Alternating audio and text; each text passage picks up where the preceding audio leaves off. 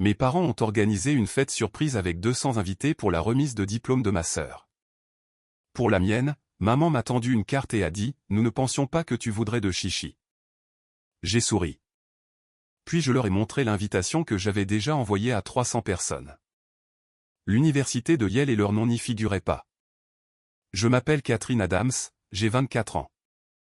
Mes parents ont dépensé 85 000 € pour le gala de remise de diplôme de ma sœur au Country Club, ont fait venir 200 invités par avion et ne m'ont rien dit jusqu'au matin de la fête. Quand ma propre remise de diplôme de Yale a eu lieu 2 semaines plus tard, ma mère a placé une carte Hallmark dans ma main et a dit « Nous ne pensions pas que tu voudrais de chichi ». J'ai hoché la tête. Je l'ai embrassé sur la joue. Je ne lui ai pas dit que dans 6 semaines, 300 personnes se tiendraient à l'intérieur du MoMA, levant leur verre à un pavillon portant mon nom, et que chaque invitation avait déjà été adressée, scellée et postée sans la leur. Je veux être prudente sur la façon dont je commence, car je ne suis pas une personne amère de nature. Je suis architecte. Les architectes mesurent les choses. Ils ne combattent pas les pièces dans lesquelles ils entrent. Ils en conçoivent de nouvelles. Alors, laissez-moi d'abord vous dire comment les pièces de notre famille étaient mesurées. Quand j'avais 16 ans, ma mère avait une phrase qu'elle utilisait lors de ses déjeuners d'agents immobiliers. « Paige est notre visage public ». Elle le disait comme on fait un compliment. Paige était ma sœur cadette. Elle avait 18 mois de moins que moi. Mâchoire plus douce, plus blonde, plus généreuse avec son sourire. Ma mère voulait flatter Paige avec cette phrase. Je l'ai toujours entendue correctement. Si Paige était le visage public, j'étais la partie de la maison qui restait à l'intérieur. Le couloir, la pièce silencieuse, la partie que l'on ne montre pas lors d'une visite.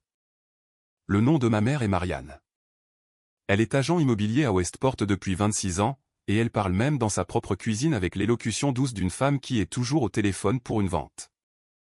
Mon père, Douglas, est courtier en assurance commerciale. Il s'occupe de comptes commerciaux de taille moyenne depuis Stanford, à 50 minutes de trajet, 4 jours par semaine. Il a 61 ans. Il porte la même marque de veste de sport en laine bleu marine depuis 1998. Entre eux, le foyer Adams avait un rythme. Ma mère organisait, mon père finançait. Et la chose qu'ils organisaient tous les deux, la chose qu'ils finançaient tous les deux, c'était Paige. Quand Paige a eu 18 ans, mes parents lui ont acheté une BMW X3 rouge. 52 000 € en espèces, livrée sur l'allée avec un ruban, photographié par ma mère pour une carte de Noël qui est arrivée en octobre. Quand j'ai eu 18 ans, mon père m'a tendu une enveloppe avec 500 € dedans et a dit « Garde ça pour tes fournitures universitaires, Catherine. Les manuels, ce n'est pas une blague. » Je les ai gardés. J'ai aussi contracté un prêt étudiant de 68 000 € pour ma première année à Yale. Ces deux choses sont vraies en même temps. C'est ainsi que fonctionne le favoritisme. Il ne s'annonce pas. Il se contente de répartir. J'ai tenu une liste, pas une liste de rancune, un registre. À 20 ans, elle comptait 6 lignes. Et j'ai arrêté d'en ajouter parce que j'ai réalisé que je ne me prouvais plus rien. Le voyage de Paige en Toscane à 19 ans, 18 500 € payés par mes parents comme cadeau pour avoir obtenu son diplôme d'un community college après 1 an. Ma première année à Yale, 68 000 €, que j'ai financé seul. La séance photo du 21e anniversaire de Paige dans un vignoble à Sonoma, 12 000 € avec une robe Gallia Lave sur mesure qu'elle a portée pendant 90 minutes avant de se changer. Mon 21e anniversaire, passé seul à New Haven parce que mes parents s'étaient envolés pour Tuscaloosa ce week-end-là pour le bal de promo de Paige en Alabama. J'ai mangé des ramen à 23 h. Jeffrey Warren, qui était alors mon critique de studio, pas encore mon directeur de thèse, m'a envoyé un courriel le lendemain matin qui disait « J'espère que votre soirée a été calme de la bonne manière. » 2 anniversaires identiques, 2 filles différentes, 2 enveloppes très différentes. J'ai gardé les deux. Les enfants ne notent pas le favoritisme dans un cahier. Ils en construisent un dans leur colonne vertébrale. Ma mère avait un vocabulaire pour ces 2 filles, et il était assez constant pour que j'aie pu le transcrire. Paige était radieuse. Paige était une joie. Paige avait une présence. J'étais intense. J'étais studieuse. J'étais, dans sa formulation la plus douce, privée. Elle avait aussi un second vocabulaire, pour les étrangers. Paige était l'extraverti. j'étais l'indépendante. En immobilier, indépendant est un compliment que l'on fait à une maison coloniale de 3 chambres sur un terrain mal drainé. Ce mot sous-entend ce que l'agent immobilier ne veut pas dire à voix haute. Ma mère, qui était agent immobilier depuis 1999, savait exactement ce que « indépendante » cachait. Une fois, dans un fil de discussion familiale pour Noël avec les cousins de mon père, elle a écrit « Paige est notre joie. Catherine est notre réussite ». Ma cousine Anna a fait une capture d'écran et me l'a envoyée sans commentaire. Je l'ai lu 6 fois. J'ai alors compris que la différence entre être la joie de quelqu'un et être la réussite de quelqu'un est que l'on célèbre l'une et que l'on explique l'autre. Ma grand-mère a été la première personne de la famille à voir la doctrine et à refuser de prétendre qu'elle ne la voyait pas. Elle s'appelle Harriet Adams. Elle a 82 ans, veuve depuis 2014. Et elle vit dans une maison de style fédéral sur Compo Road à Westport, à 3,2 km de la maison coloniale de mes parents sur Patrick Lane.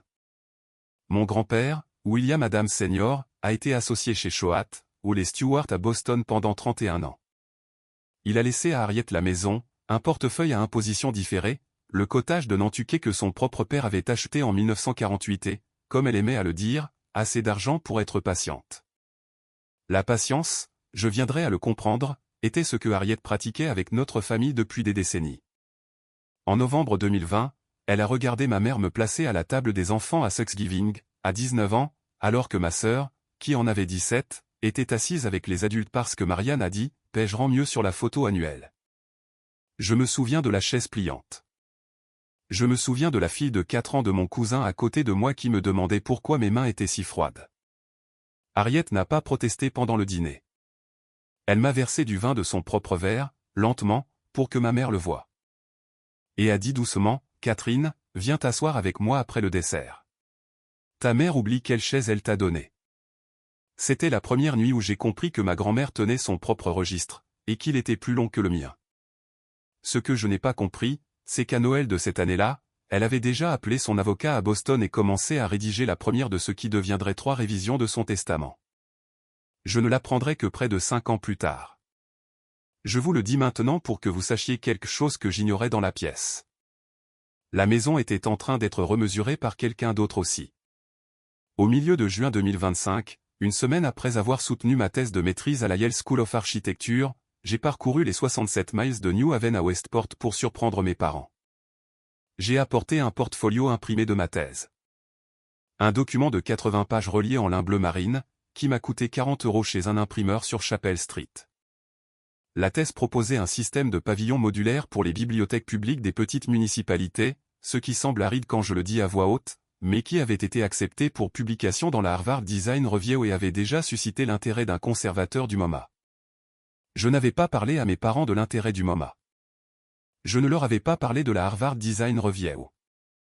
J'avais arrêté de leur donner les détails de mon travail vers mon 19e anniversaire, lorsque ma mère, tenant une mince revue d'architecture que j'avais rapportée à la maison, avait dit « Catherine, ma chérie, es-tu sûre que ce n'est pas juste du dessin ?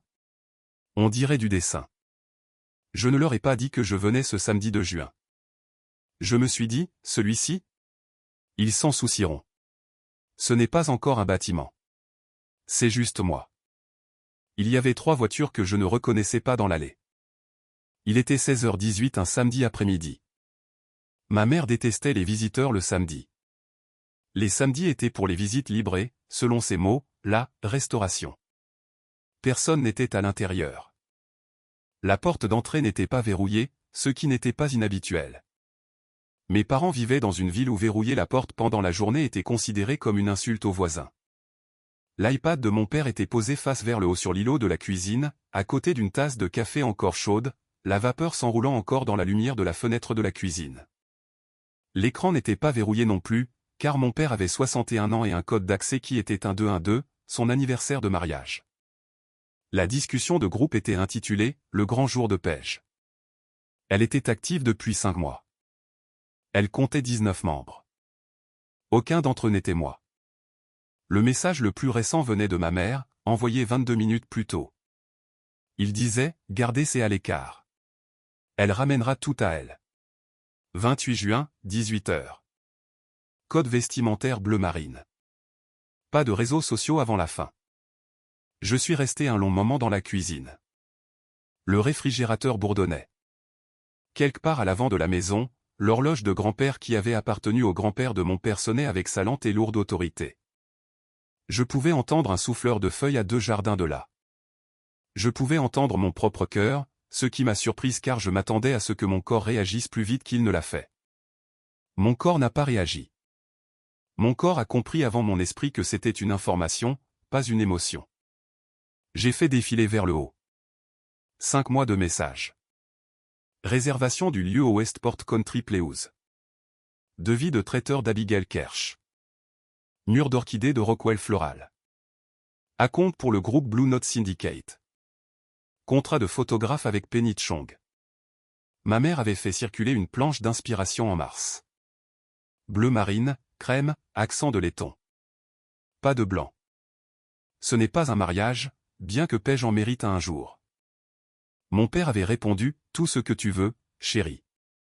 Dis-moi juste où signer. En avril, il y avait eu un va-et-vient pour savoir s'il fallait inclure les sœurs de la sororité de Paige qui vivaient dans d'autres États. Ma mère a écrit, faites-les venir en avion. Paige demande si peu. Paige n'avait jamais, de mémoire, demandé moins que tout. J'ai fait défiler la liste des membres. Ma tante Louise y était. Ma cousine Anna y était, ce qui m'a brièvement surprise jusqu'à ce que je remarque qu'Anna n'avait pas posté un seul message dans le fil. Elle n'était membre que de nom. La plus vieille amie de ma mère, Caroline Prescott, y était. La sœur de sororité de Paige d'Alabama, une fille que je n'avais jamais rencontrée, y était. Je n'y étais pas. Il n'y avait pas de ligne, Catherine. Il n'y avait pas de, incluons Kat. Il n'y avait pas de, devrions-nous le lui dire. La suppression n'était même pas assez délibérée pour être cruelle. C'est simplement que la planification ne m'avait jamais incluse. J'ai ouvert le tiroir supérieur sous l'îlot. Je savais où Marianne classait les choses. J'ai d'abord trouvé la facture imprimée. Westport Country Playhouse Event Service, 85 200 €. 200 invités, initiés le 12 janvier. J'ai trouvé la ligne du traiteur. Abigail Kersh 38 140 €. Orchidée 6 200 €, groupe 9 500 €. Photographe 4 800 €. Chaque ligne était signée par ma mère de son écriture cursive stable d'agent immobilier, la même signature qu'elle utilisait sur les contrats de vente. 85 200 € n'était pas le chiffre qui m'a brisé.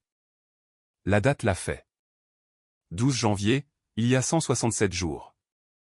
Ils avaient planifié la célébration de la remise de diplôme de ma sœur avant même que je ne me sois inscrite à mon dernier semestriel.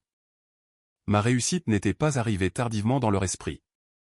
Elle en avait été absente. J'ai pris 14 captures d'écran. Je ne me suis pas pressé. J'ai composé chacune avec 2 mains, de la même manière que je photographierais le détail d'un joint sur un chantier, car je savais déjà que la résolution importerait. J'ai remis l'iPad exactement où il était, incliné de la même manière, la tasse de café à la même distance du bord. Je n'ai pas sorti le portfolio de ma voiture. Je n'ai pas laissé de mots. Je ne me suis pas assise à la table de la cuisine. Je suis monté dans la voiture, j'ai reculé lentement de l'allée pour ne pas érafler le gravier auquel mon père tenait, et j'ai conduit jusqu'à New Haven sans la radio. Quelque part vers la sortie 30 de l'I-95, je me suis arrêté à une aire de repos près de Milford. J'ai ouvert mon ordinateur portable sur le siège passager et j'ai tapé 2 mots dans un document vierge. Événement parallèle. J'ai fixé la phrase pendant peut-être 40 secondes. Je n'étais pas en colère. Je n'étais pas triste. Pas encore de la manière à laquelle je m'attendais. J'étais quelque chose de plus propre que l'un ou l'autre. J'étais une personne à qui on avait remis un plan et qui comprenait enfin où se trouvaient tous les murs. Puis j'ai conduit le reste du chemin jusqu'à la maison. 2 jours plus tard, une enveloppe crâne et compagnie de couleur crème est arrivée dans ma boîte aux lettres de Yale. L'écriture de ma mère. Chérie, petit dîner en famille pour la remise de diplôme de Paige. 17h30 à la maison. Rien d'extraordinaire. Apporte ton appétit. La vraie fête était à 18h30 au Playhouse, et j'étais censé y être escorté à l'intérieur d'un cheval de Troie. Elle pensait que la tromperie était une gentillesse. C'est ce qui me terrifiait le plus. Elle croyait me protéger d'une pièce où je n'avais pas ma place, et elle croyait que la protection elle-même était un acte d'amour. Je n'ai pas répondu aux mots. J'ai envoyé un texto à ma mère 1 heure plus tard, une seule ligne. Reçu. À samedi. Elle a répondu par un emoji cœur en or rose, le seul emoji qu'elle savait sélectionner. Le 28 juin, je portais une robe en lin bleu marine que j'avais achetée chez J. Crew en 2022, 89 € en solde, et je n'ai pas mis de mascara. J'ai mis une seule couche de baume à lèvres. Je portais les boucles d'oreilles que ma grand-mère m'avait offertes à ma remise de diplôme du lycée, de petites perles Mikimoto, qui avaient été les siennes quand elle était jeune mariée. Je me suis regardé dans le miroir pendant un long moment avant de quitter New Haven.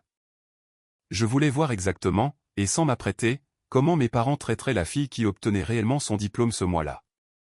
Je suis arrivé chez mes parents à 17h28. Ma mère a ouvert la porte, m'a scanné une fois et a dit « Oh, Catherine, tu viens directement de la voiture, je vois. Eh bien, nous ne restons pas longtemps ici. Papa a une surprise pour ta sœur. » Juste un petit arrêt puis un petit trajet en voiture. Sa voix a fait ce qu'elle faisait quand elle vendait. Un peu plus haute, un peu plus rapide. Elle a jeté un coup d'œil au miroir dans le hall, pas à moi. Nous avons pris la Lexus de mon père pour aller au Westport Country Playhouse. Ma mère a bavardé tout le long du trajet sur sa propriété en vente sur Is.Road et le couple de Greenwich qui avait fait une offre, 6 000 € en dessous du prix demandé. Mon père n'a presque rien dit. Paige, assise sur le siège avant, portait une robe champagne Monique Lhuillier que je n'avais jamais vue auparavant. L'étiquette était rentrée dans le dos. Elle m'a demandé alors que nous entrions dans le parking du Playhouse. « Kat, pourquoi sommes-nous dans un théâtre ?» Ma mère a fait un petit bruit dans sa gorge. Paige a dit « Oh mon Dieu, maman, tu as fait ça » et a commencé à pleurer de manière décorative, ce qui était la seule façon dont elle pleurait. Personne ne m'a regardé dans cette voiture. Ni pour du réconfort, ni pour de la complicité. Personne n'a même jeté un coup d'œil à la robe en lin bleu marine J. Crew pour confirmer que je m'étais au moins habillé selon le code de ma mère. J'étais invisible sur le siège. J'étais un meuble en transit. Et j'ai compris alors à quoi avait servi le cheval de Troie. Il n'avait pas servi à m'épargner. Il avait servi à leur livrer un public complet. Paige avait sa surprise. Mes parents étaient les architectes de la surprise. J'étais la 4e main qui applaudissait. La coordinatrice de l'événement du Playhouse m'a arrêté à la porte avec un presse-papier. Elle avait peut-être 30 ans, blonde, dans une robe fourreau noire. Elle m'a regardé, a regardé sa liste, a relevé les yeux et a dit « Je suis désolé. Êtes-vous un fournisseur ?» J'ai dit « Je suis la sœur. » Elle a dit « Oh, oh, bien sûr, la sœur de Paige. Entrez. » Elle n'a coché rien à côté de quoi que ce soit. Il n'y avait rien à côté de quoi mettre une coche. Il n'y avait eu aucune ligne sur la liste qui disait « Catherine Adams, sœur de la lauréate ». Ma propre présence avait été un oubli que le personnel avait improvisé. À l'intérieur, il y avait 200 invités en bleu marine assortis, un mur d'orchidées qui grimpait sur 14 pieds, et un groupe qui jouait du Stevie Wonder. Mon père a fait un discours à 18h54. Il a porté un toast à Paige 4 fois en 12 minutes. Il a porté un toast à ma mère une fois pour être le cœur de cette famille. Il n'a pas porté de toast à moi. Il ne m'a pas mentionné par mon nom. Quand il a énuméré les personnes qui avaient fait de Paige la femme que nous célébrons ce soir, il a nommé ma mère, tante Louise, l'entraîneur de volley-ball du lycée de Paige et la colocataire de Paige à l'université. Il n'a pas nommé sa fille aînée, qui terminait un diplôme d'études supérieures à Yale au même moment, à 6 jours de sa remise de diplôme. Ma mère m'a repéré, est venue et, en 15 minutes, m'avait présenté à 3 couples différents en utilisant la même formulation. Oh, voici Catherine. Elle termine quelque chose à Yale. Très studieuse. Paige, ma chérie, viens dire bonjour. Elle n'a pas dit « ma fille ». Elle n'a pas utilisé le mot « fille » dans aucune des 3 présentations consécutives. Le professeur de piano qui venait chez nous quand Paige avait 12 ans a demandé à ma mère « Votre nièce ?» Ma mère a souri et a dit « C'est la discrète » et est passée à autre chose. Elle ne l'a pas corrigé. J'ai regardé mon père de l'autre côté de la pièce. Il était au bar en train de se resservir du scotch. Il n'a pas regardé en arrière. À 19h22, ma mère m'a doucement prise à part près de la table des hors-d'œuvre. Elle s'est penchée comme elle le faisait lors des visites quand un acheteur posait une question sur une concession du vendeur et a dit « Ma chérie, Pourquoi ne restes-tu pas près de la cuisine? Si le personnel a besoin de quoi que ce soit, tu pourrais aider à l'apporter. Tu es toujours si organisé. J'ai hoché la tête. J'ai dit, bien sûr, maman. Je ne me suis pas dirigé vers la cuisine. Je me suis dirigé vers la table des cadeaux. La table des cadeaux avait 200 cartes de remerciements empilées dans un plateau en argent, imprimées génériquement, 75 centimes pièce. Ma mère les avait commandées en gros à l'avance. J'ai longé la table et ouvert la seule qui était adressée à Catherine de l'écriture cursive de ma mère. Il y en avait exactement une. Elle disait « Merci d'être venu » dans une police serrée qui n'était pas conçue pour moi. Il n'y avait pas de cadeau pour moi à cette table. Même si ma remise de diplôme était dans 6 jours. J'ai pris une photo de la carte. Je l'ai mise dans mon sac à main. Je n'étais pas encore en colère. Je mesurais encore. À 21h14, je suis allé au vestiaire. Je me suis tenu derrière un portant de manteau en laine bleu marine et j'ai écouté le groupe finir une chanson et en commencer une autre. J'ai reconnu les premiers accords. Isn't She Lovely, de Stevie Wonder. Ma mère m'avait promis à 14 ans que ce serait la chanson père-fille à mon mariage un jour. Nous étions dans la voiture ensemble, toutes les deux, après un récital de piano. Elle s'était penchée, m'avait pressé la main et avait dit, un jour, Kat. Ton père te conduira à l'hôtel sur cette chanson. J'y pense depuis des années. J'étais la seule fille qu'elle avait alors. Paige avait 12 ans et dormait sur la banquette arrière. Elle jouait maintenant pour le certificat de marketing de Paige de l'Université d'Alabama. Je n'ai pas pleuré. Je veux que ce soit clair, parce que je sais comment cela sonne. Je n'ai pas pleuré dans ce vestiaire. J'ai inspiré une fois, lentement, comme on le fait en haut d'un escalier que l'on a monté pendant longtemps. J'ai ouvert l'application Notes sur mon téléphone. J'ai tapé 4 fragments. Maman Jeffrey 6 semaines 300. Puis je suis ressorti et j'ai marché différemment. Je n'étais plus une invitée. J'étais une architecte inspectant un site qui devait être remplacé. Le dimanche soir à 22h58, j'ai appelé le professeur Jeffrey Warren. Jeffrey a 62 ans, architecte structurel, professeur titulaire à Yale et fondateur d'un petit cabinet appelé Warren Pluvosco qui a conçu 3 bâtiments qui apparaissent dans le programme de chaque programme d'études supérieures du pays. Il était mon directeur de thèse. Il a décroché à la 2e sonnerie. Il était sur un Porsche à Martha S. Vineyard.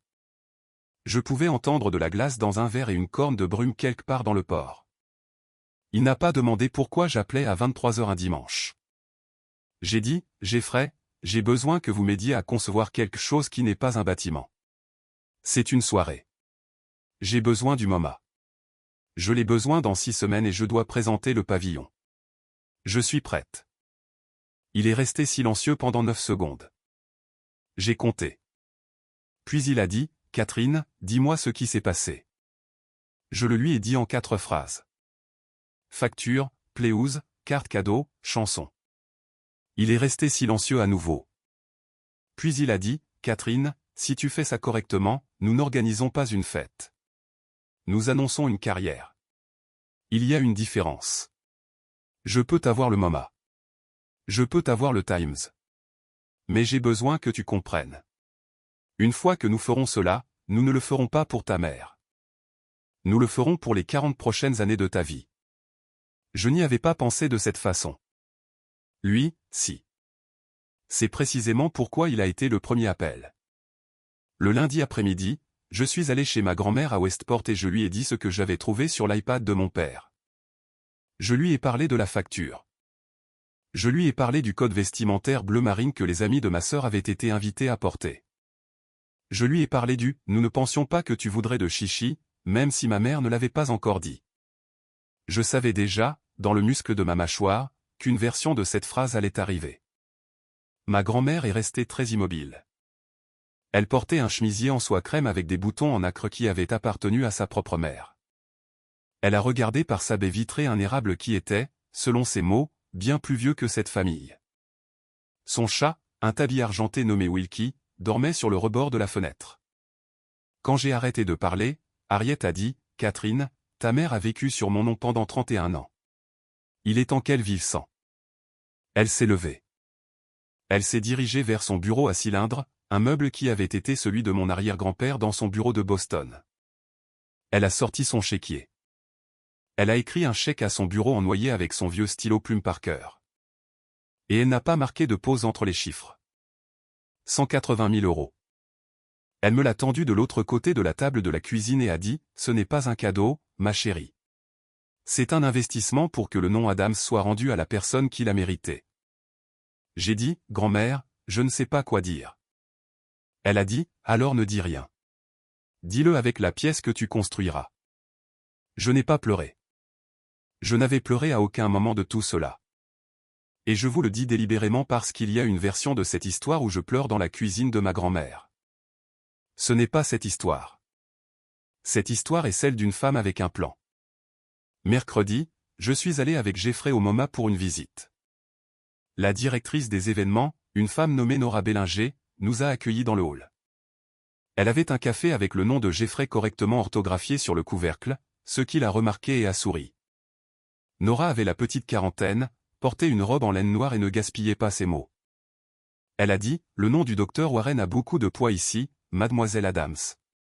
Nous pouvons faire le 4 octobre. C'est un samedi. Inauguration du pavillon à 18 h, réception à 19 h. Le MoMA peut accueillir 320 personnes debout. J'aurai besoin d'un acompte de 15% pour retenir la date et d'un programme signé d'ici la fin de la semaine prochaine. » J'ai signé l'acompte de réservation du lieu sur un comptoir en marbre dans le couloir arrière. Ma main n'a pas tremblé. J'avais tremblé pendant 6 ans dans cette famille. J'en avais fini de trembler. Jeffrey et moi avons établi la liste des invités en 6 heures le samedi suivant, dans la salle de conférence de son cabinet sur la West 26 Th Street, autour de pizzas froides et d'eau gazeuse. 300 noms. 14 associés directeurs de cabinet d'architectes entre Boston et Washington. 9 rédacteurs et critiques du New York Times, d'Architectural Record et de 2 et 1. 22 professeurs de Yale. 83 camarades de classe. Des conservateurs, des membres du conseil d'administration du MoMA. Un de mes anciens patrons d'un stage d'été. Une poignée de professeurs de lycée qui m'avaient dit que j'étais sérieuse sur un ton qui le faisait sonner comme un cadeau. Puis j'ai ajouté sinon de plus. J'ai regardé Jeffrey et j'ai dit, sinon. Les amis de ma mère. Ce n'est pas pour la vengeance. C'est pour mémoire. J'ai besoin que l'histoire de cette soirée parvienne à Westport de la même manière que l'histoire de Westport m'est parvenue. Jeffrey a regardé les 6 noms pendant une minute entière. Il a dit, « Catherine, c'est la liste la plus disciplinée que j'ai vue en 30 ans d'enseignement. Chacune de ces personnes changera votre vie professionnelle. Et les 6 de votre mère. Elles ne sont pas mesquines, elles sont structurelles. » Il les a soulignés au crayon. Il n'a pas discuté. Les 6 noms étaient Caroline Prescott, Judith Hollandais, Anne-Marie Blake, Constance Beaumont, Lillian Axworth et Beverly Crane. 6 femmes qui avaient écouté ma mère me décrire comme difficile pendant une décennie. 6 témoins dans une pièce où ma mère n'entrerait jamais. J'ai commandé les invitations chez Smoke à New York le 12 août. Typographie en relief, lettres dorées, un papier de coton épais qui faisait un bruit quand on le posait. L'invitation disait, « Vous êtes chaleureusement invité à l'inauguration de Key House, un pavillon de Catherine Adams. » Le MoMA, 4 octobre 2025, co-organisé par Harriet Adams et le professeur Jeffrey Warren. 300 enveloppes, 4 200 €, postées le 15.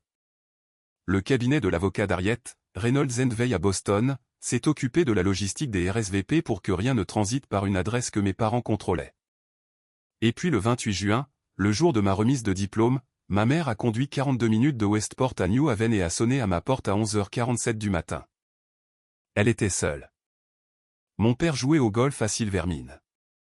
Paige était dans les hantons avec 2 sœurs de sororité, postant des photos d'une piscine. Ma mère est venue à mon appartement dans son blazer Talbot lavande et une jupe crème, celui qu'elle portait pour les visites libres à Southport. Elle n'a pas enlevé son manteau. Elle n'a pas accepté le thé que je lui ai offert. Elle est restée 23 minutes.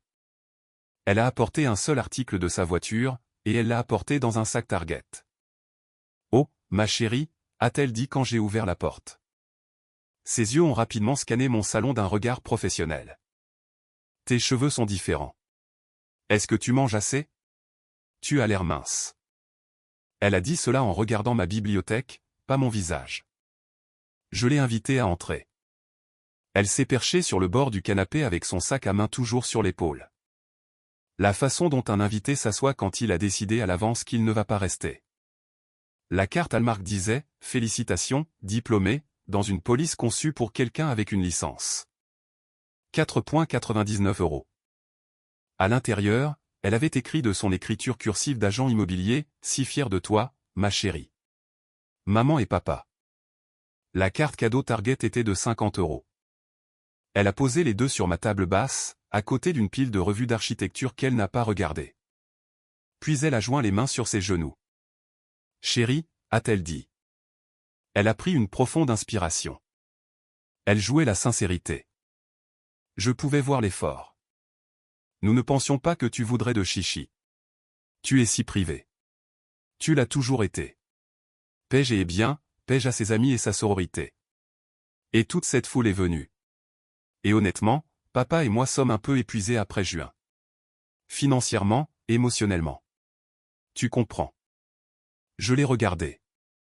Elle avait 60 ans. Ses cheveux avaient la couleur des mèches qu'elle se faisait faire depuis 1997. Elle était sincère. Elle croyait me dire la vérité. J'ai dit, c'est attentionné, maman. Je l'ai dit de la même manière qu'un chirurgien dit le mot, incision. Puis j'ai ajouté, parce que je voulais l'entendre le dire. Et Paige, est-ce qu'elle profite de l'été? Ma mère s'est visiblement illuminée. De la manière dont une personne le fait lorsque le sujet passe à un enfant qu'elle sait réellement décrire.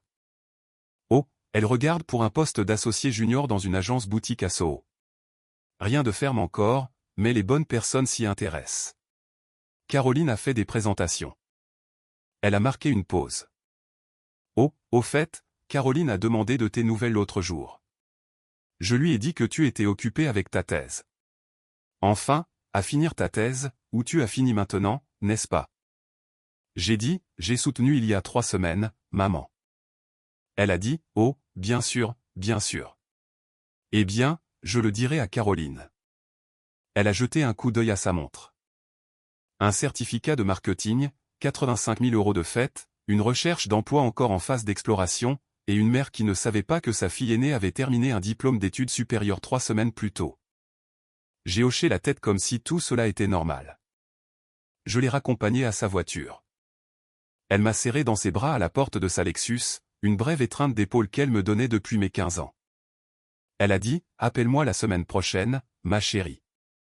Allons déjeuner au club. » J'ai dit, « Bien sûr, maman. » J'ai fait un signe de la main jusqu'à ce qu'elle tourne à gauche sur Orange Street. Puis je suis rentré. J'ai fermé la porte de mon appartement.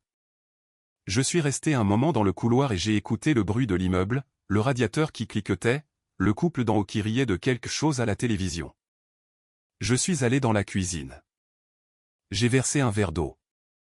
Je ne l'ai pas bu. Je suis allé à mon bureau et j'ai ouvert mon carnet Moleskine noir à la page 147.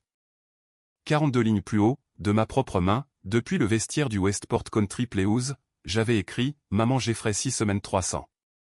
En dessous, 42 lignes plus bas, j'ai maintenant écrit une phrase de plus avec la même encre bleue.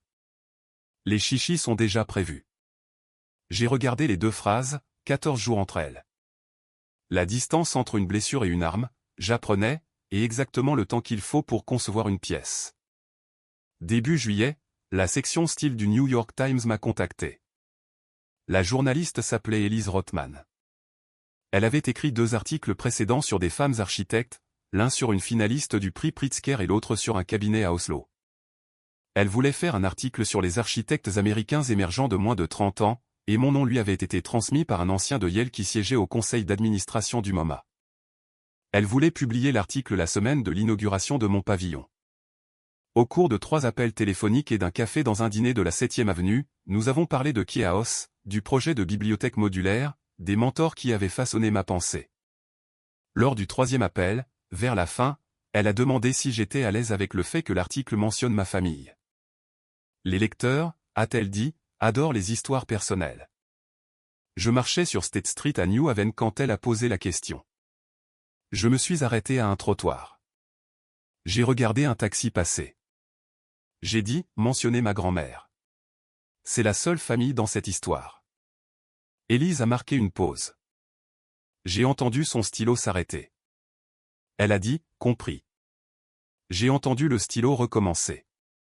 La conversation a continué. Je n'ai pas donné les noms de mes parents au Times. Je n'en avais pas besoin. L'absence était l'interview. La première semaine de septembre, mon tableau de RSVP indiquait 294 confirmés. 6 en attente. Tous des membres du conseil d'administration du MoMA qui décidaient entre des inaugurations concurrentes. 5 des 6 femmes du cercle de ma mère avaient confirmé. Seule Beverly Crane a décliné. Elle était chez sa sœur à Bar Harbor jusqu'en octobre.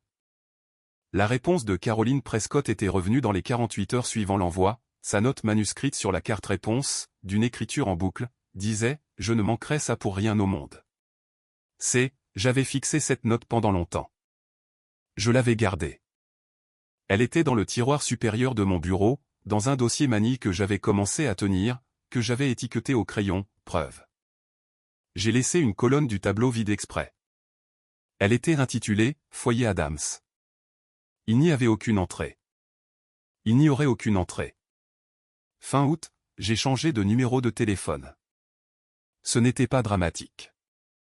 C'était pratique. Je ne voulais pas que mes parents, s'ils l'apprenaient un jour, l'apprennent de quelqu'un d'autre en premier. Je ne voulais pas que ma mère, en panique, m'appelle au dîner et me fasse décider à un mauvais moment si je devais décrocher. Je l'ai dit à Harriet. J'étais dans sa cuisine en train de boire du café. J'ai dit, « Grand-mère, s'il t'appelle avant le 4 octobre, que diras-tu » Elle a dit, « Je dirai que Catherine est en train de construire quelque chose, puis je raccrocherai. » C'est assez de vérité. Elle a souri en disant, « Assez de vérité. » Et j'ai compris à ce moment-là que ma grand-mère attendait depuis 31 ans pour le dire. Le pavillon, que j'ai nommé Kiehaus, a été achevé dans le jardin des sculptures du MoMA le 18 septembre. 22 pieds sur 22 pieds. Chêne blanc et acier noirci. Éclairage encastré qui faisait briller l'intérieur depuis les joints. Une seule ouverture sur le mur nord qui encadrait exactement une tranche de la ligne d'horizon de Midtown entre deux sculptures existantes. Une plaque à côté de l'entrée disait en petites lettres, Kiehaus Catherine Adams 2025 pour achat, Harriet Adams. Seulement elle. La première fois que je me suis tenu à l'intérieur seul, à 6 heures du matin avant l'arrivée du personnel, je suis resté 11 minutes. J'ai posé ma paume à plat contre le chêne. Je pouvais sentir faiblement la finition. Je pouvais entendre le bourdonnement de la climatisation au bord du musée. Je n'ai pas vérifié mon téléphone. Je ne m'étais pas tenu dans une pièce qui était mienne, entièrement mienne, depuis 24 ans. J'ai réalisé que je l'avais nommé Kiehaus parce que j'avais enfin gagné le droit de faire du bruit en restant immobile. 3 jours plus tard, le 22 août, la chronologie ici est ce qui compte, car les invitations avaient été postées une semaine complète avant que le pavillon ne soit terminé. Caroline Prescott a ouvert une enveloppe crème à sa table de petit déjeuner à New Canaan. Elle a appelé ma mère à 14h14 de l'après-midi. Ma mère était dans un salon de manucure sur Post Road, celui au 2e étage au-dessus du pressing. Caroline a dit, « Marianne, ma chérie, je viens de recevoir la plus extraordinaire invitation de la part de ta fille. » MoMA, je ne savais pas qu'elle avait un pavillon. Ma mère, qui ne comprenait pas le mot « pavillon », qui venait de se faire couper les cuticules, a dit « Oh, Caroline, c'est le certificat de marketing de pêche de l'intensif d'été de Sephora. » Caroline a dit lentement « Non, Marianne. » MoMA. Catherine. Il y a un pavillon. C'est dans le jardin des sculptures. Tu es au courant, n'est-ce pas? Ma mère, m'a-t-on dit plus tard, est restée silencieuse pendant 16 secondes. Caroline est le genre de femme qui compte. Caroline m'a appelé ce soir-là à 18h04. J'étais à mon bureau à New Haven. Elle a dit, « Catherine, je ne savais pas. Aucune de nous ne savait. Je veux que tu l'entendes de ma part avant que ta mère ne te contacte. Je vais te poser une question et je respecterai n'importe quelle réponse.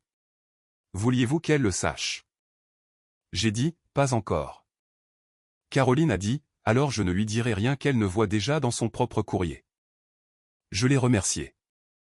Je n'ai pas demandé ce que ma mère avait dit ensuite. Je l'ai appris 2 jours plus tard dans 11 messages vocaux et 19 textos, dont aucun n'a reçu de réponse. Les messages de ma mère n'étaient pas cohérents. C'était une femme découvrant que l'histoire qu'elle racontait dans un country club sur l'une de ses filles était une histoire qu'une invitée à sa fête venait de recevoir, de sa propre main, comme étant incorrecte. Caroline pense que nous ne savions pas, a-t-elle écrit à un moment donné. Bien sûr que nous savions. S'il te plaît, appelle. J'ai lu cette phrase 6 fois. Elle n'avouait pas son ignorance. Elle avouait la performance de l'ignorance. Elle me disait par écrit, nous en savions assez sur ta vie pour paraître avoir su. C'était pire, d'une certaine manière. Un autre message de plus tard dans la nuit. Catherine, s'il te plaît. Ton père et moi aimerions venir à l'inauguration en tant que tes parents, pas comme une surprise. Nous pouvons répondre correctement. Nous pouvons contribuer au coup. Nous pouvons s'il te plaît, appelle-moi, ma chérie. J'ai lu celui-ci 2 fois. C'était la première fois de tout l'été que ma mère demandait quelque chose au lieu de l'organiser. Mon père, Douglas, a écrit un courriel. 812 mots. Il a utilisé l'expression « le nom Adams » 4 fois. Il n'a pas utilisé le mot « fier » une seule fois. Il a décrit en détail ses propres sacrifices, les comptes d'assurance commerciale qu'il avait pris pour financer les choix de ses 2 filles, les étés qu'il avait passés à Stanford au lieu du Cap, la façon dont aucun père n'obtient jamais tout à fait la reconnaissance qu'il mérite. Il a proposé de co-organiser, d'absorber les coûts, d'assurer l'unité familiale. Il a dit, c'est à cela que sert le nom Adams, Catherine. J'ai répondu avec 9 mots. Les invitations sont déjà imprimées. Respectueusement, je dois décliner. Ma mère s'est rendue chez ma grand-mère le matin du 26 août. Elle est restée à la porte d'entrée d'Harriet pendant 14 minutes, parlant à travers la moustiquaire. Je l'ai appris de Bernard Tolberg, le cardiologue à la retraite d'à côté. Harriet n'a pas déverrouillé la porte. Elle a parlé de l'autre côté de la moustiquaire, doucement, de la voix qu'elle utilisait à 40 ans pour les clients indisciplinés à la fête de Noël du cabinet. Elle a dit, Marianne, je ne suis pas disponible pour cette conversation. Je te suggère de t'occuper de la fille que tu peux encore joindre. Bernard taillait sa haie. Il avait 81 ans. Il a entendu chaque mot. Ce soir-là, il m'a appelé sur mon nouveau numéro. Il a dit, Catherine, je ne me mêle pas des affaires de famille. Je vais faire une exception cette fois-ci. Votre grand-mère vient de fermer une porte qui était ouverte depuis 31 ans. J'ai pensé que vous devriez le savoir. Je l'ai remercié. Je lui ai dit que je le verrais à Noël. Je le pensais. Douglas a laissé un dernier message vocal la veille de l'inauguration du pavillon. 3 octobre, 21h41. Je l'ai écouté dans la cuisine de l'appartement de Yale que j'étais sur le point de quitter pour la ville.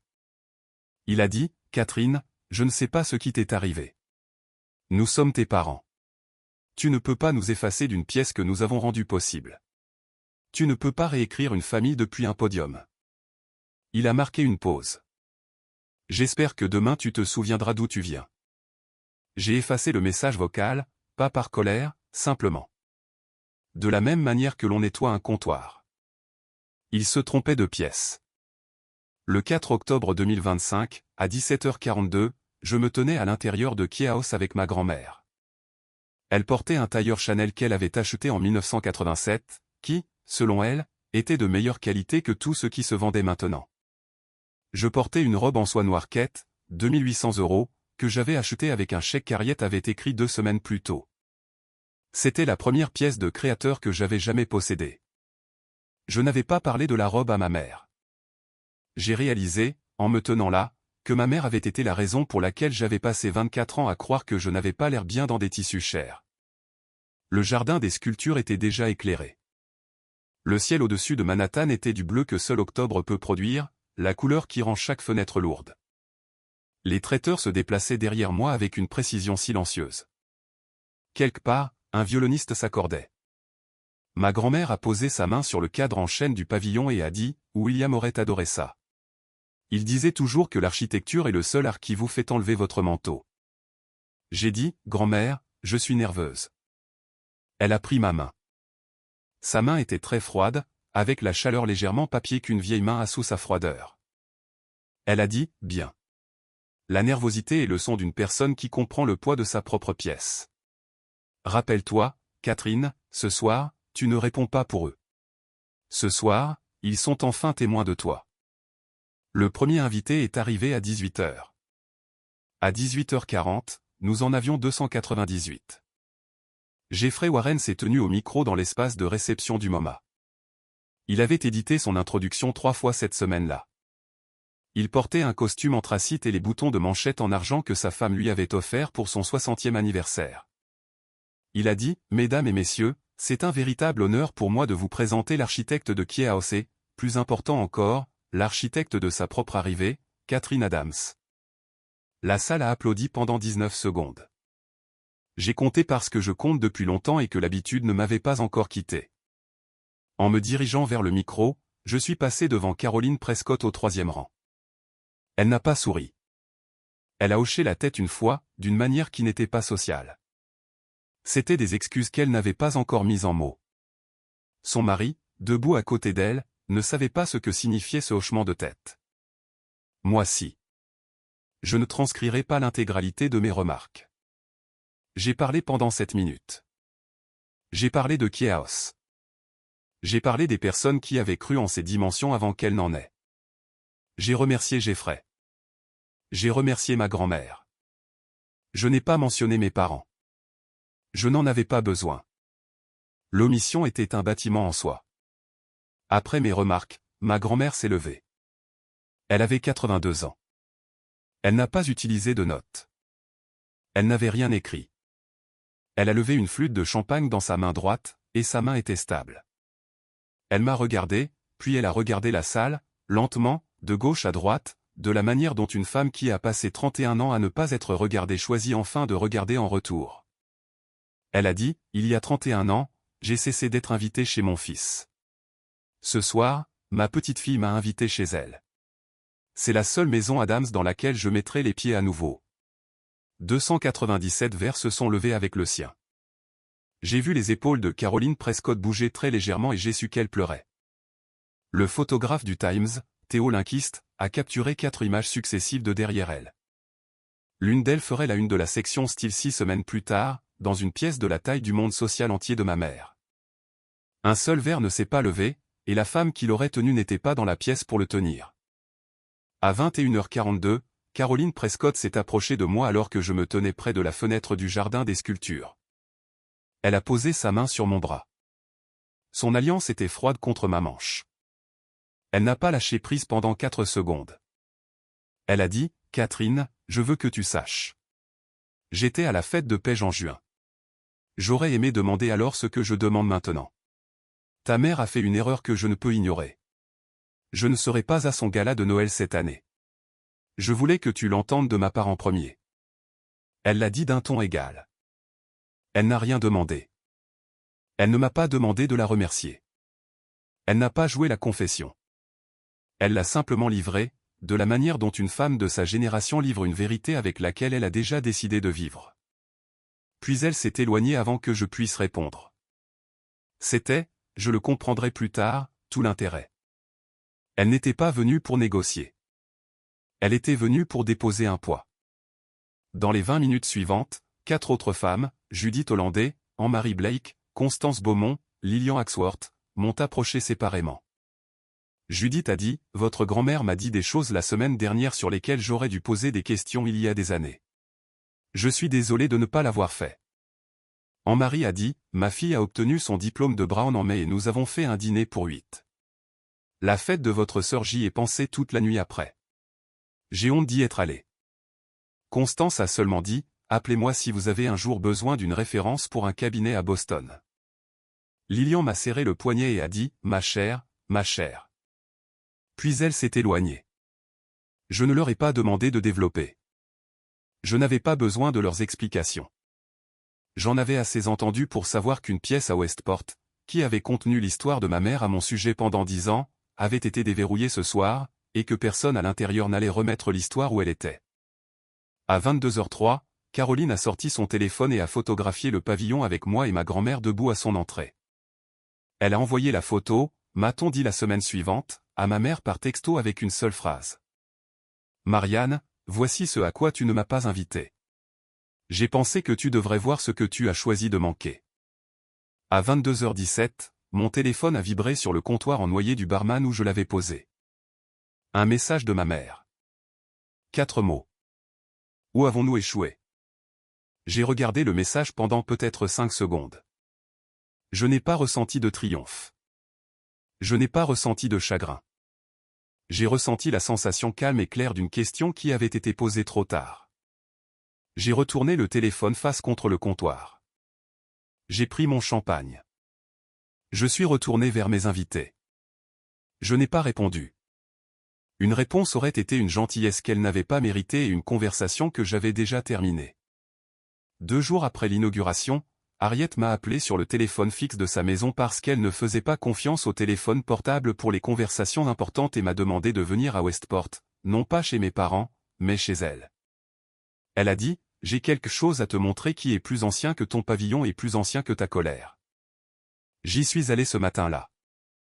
La mairie de Parkway était presque vide. Les arbres avaient commencé à changer de couleur. Je suis arrivé à 10h40. Elle m'a accueilli à la porte d'entrée dans une jupe en laine bleu marine et un chemisier blanc. Elle avait préparé le service à thé elle-même, ce qu'elle ne faisait jamais lorsqu'elle était simplement sociale. Elle avait utilisé le spod, qu'elle utilisait pour son avocat. Sur la table entre nous, elle avait placé une enveloppe manie avec l'en-tête « Reynolds & Vey Estate Attorney, Boston ». Le document à l'intérieur était daté du 14 juin 2024, 16 mois avant l'inauguration du pavillon. Elle l'a fait glisser sur la table. Elle a dit, « Catherine, assieds-toi. Lis. » C'était un amendement à sa fiducie. La fiducie originale, établie en 2014 après la mort de mon grand-père, avait divisé sa succession à parts égales entre ses 2 petites filles. 50% à Catherine, 50% à Paige. Le 14 juin 2024, elle l'avait restructuré. 100% à Catherine Louise Adams. 4,8 millions d'euros d'actifs détenus dans un portefeuille diversifié géré par Reynolds & Vey, plus la maison d'été à Siasconset sur Nantuquet, qui était dans la famille Adams depuis 3 générations. Depuis que mon arrière-grand-père l'avait acheté en 1948 pour 21 000 € sur une poignée de main. Le langage juridique sur la page de garde disait en partie, attendu que la bénéficiaire Marianne Adams a détourné 86 400 € de l'allocation éducative de ladite fiducie en 2023 sans l'autorisation du fiduciaire. Le fiduciaire restructure par la présente la distribution comme suit. J'ai levé les yeux. La lumière à travers la baie vitrée était une douce lumière d'après-midi d'octobre, celle qui fait briller le vieux bois. J'ai dit, quand l'as-tu découvert? Harriet a dit, audit trimestriel, mai 2024. Mon avocat a signalé 3 retraits en 18 mois. Portugal, Toscane, les îles grecques. Tous étaient facturés sur le compte éducatif. Aucun n'avait l'autorisation du fiduciaire. Elle a pris une longue gorgée de son thé. Je ne l'ai pas confrontée. Je ne lui ai pas écrit de lettre. Je ne lui ai pas donné le plaisir d'une confrontation qu'elle aurait pu expliquer. Je me suis simplement assise avec mon avocat pendant 2 après-midi en juin 2024 et j'ai finalisé la correction. J'ai dit, « Grand-mère, savais-tu alors que j'aurais cette nuit au MoMA ?» Elle a dit, « Je savais que tu aurais une nuit. » Les grand-mères qui prêtent attention peuvent faire la différence entre une petite fille qui est silencieuse et une petite fille qui est en train de construire. Tu étais en train de construire. Je me suis simplement assuré que lorsque la nuit arriverait, le sol sous elle serait à toi. Puis elle a plié la lettre, l'a remise dans l'enveloppe et a dit, « Ta mère a dépensé ma fiducie pour la mauvaise fille. » Je ne fais que finaliser la correction. Elle l'a dit de la même manière que l'on pourrait dire, « La table est mise. » Puis elle m'a dit quelque chose que je n'attendais pas. Elle a dit, « Catherine, elle le sait maintenant. » Mon avocat lui a posté la notification par lettre recommandée ce matin à 9h42. Je ne voulais pas qu'elle le sache pendant ta soirée. Je voulais qu'elle le sache après, quand la pièce aurait déjà parlé. Elle m'a regardé par-dessus le bord de sa tasse de thé. Ceci n'est pas de la cruauté, ma chère. C'est une question de chronologie. Il y a une différence. Ma grand-mère avait tout calculé. Elle avait tout chronométré. J'ai finalement réalisé que le nom Adams n'était pas en train d'être détruit. Il était en train d'être transféré, ligne par ligne, clause par clause, à l'héritière qui l'avait porté seule. 3 semaines plus tard, le 23 octobre à 1h14 du matin, Paige m'a envoyé un texto. C'était le premier contact de sa part depuis le jour où ma mère m'avait tendu la carte Hallmark. Il disait, je ne savais pas pour la fiducie. Maman a dit que tu l'avais volée. Je ne sais plus quoi croire. Je l'ai lu 3 fois. J'étais assise dans mon lit à New Haven. Je pouvais entendre la douche de ma voisine du dessus couler, ce qui signifiait que son mari était debout pour son service matinal. J'ai répondu en 4 minutes. J'ai écrit, je n'ai rien volé. Le fiduciaire a pris une décision basée sur ce que notre mère a fait avec l'argent en 2023. Tu peux venir à Nantucket pour Thanksgiving si tu veux en parler sans elle dans la pièce. Paige n'a pas répondu pendant 6 jours. Quand elle l'a fait, ce n'était pas un texto. C'était une story Instagram. Une photographie d'elle et de ma mère dans des pulls en cachemire crème assortis sur le palier de l'escalier de notre enfance, sous le portrait de mon grand-père. La légende disait, les vrais. Pas de contexte supplémentaire. J'ai regardé la story se charger, j'ai regardé le petit cercle se refermer autour d'elle, je l'ai regardé passer à 0 vue et se réinitialiser 24 heures plus tard. Paige avait choisi la pièce qu'elle connaissait. J'ai compris. Je ne lui ai pas pardonné, mais j'ai compris. Elle avait grandi à l'intérieur d'un système qui lui avait dit dès l'âge de 3 ans qu'elle était la joie de la famille. Un système comme celui-là ne vous libère pas en octobre parce qu'une grand-mère a changé ses papiers en juin. Je ne m'attendais pas à ce que ma sœur quitte une doctrine sur laquelle elle avait été élevée. J'ai simplement arrêté de lui offrir la sortie. Le jour de Thanksgiving 2025, j'ai cuisiné une dinde pour 2 personnes dans la salle à manger de ma grand-mère à Nantucket. Le vent de l'Atlantique était de -7 degrés Celsius. La maison sentait la fumée de bois, la sauge et les vieux livres. La table d'Harriet peut accueillir 12 personnes. Nous avons laissé 10 chaises vides exprès. Ce n'était pas une déclaration. C'était un fait. Nous étions les 2 personnes encore assises au nom des Adams. J'avais fait la farce de ma grand-mère, celle avec du levain, du fenouil et un peu de calvados, la recette qu'elle avait apprise de sa propre belle-mère en 1965. Elle a mangé lentement. Elle a bu un demi-verre de syrah. Elle m'a posé des questions sur la date de déménagement du pavillon pour une installation à long terme, sur l'article du Times, sur mon premier jour au cabinet qui m'avait embauché après la soirée au MoMA. Elle écoutait avec tout son visage. Elle n'interrompait pas. J'ai réalisé à mi-repas que je n'avais jamais, en 24 ans à la table de Thanksgiving de mes parents, reçu 3 questions consécutives sur mon travail. À la fin du repas, Harriet a posé sa serviette, m'a regardé et a dit, « Catherine, certaines filles rentrent à la maison. Certaines filles en construisent une. Tu as fait la chose la plus difficile. » Je pensais que je me sentirais petite à cette table. Ce ne fut pas le cas. J'ai senti, pour la première fois en 24 ans, que la table m'appartenait. Le 11 décembre 2025, la section style du New York Times a publié l'article d'Elise Rothman. Il faisait 2800 mots. Le titre était « L'architecte qui venait du silence ».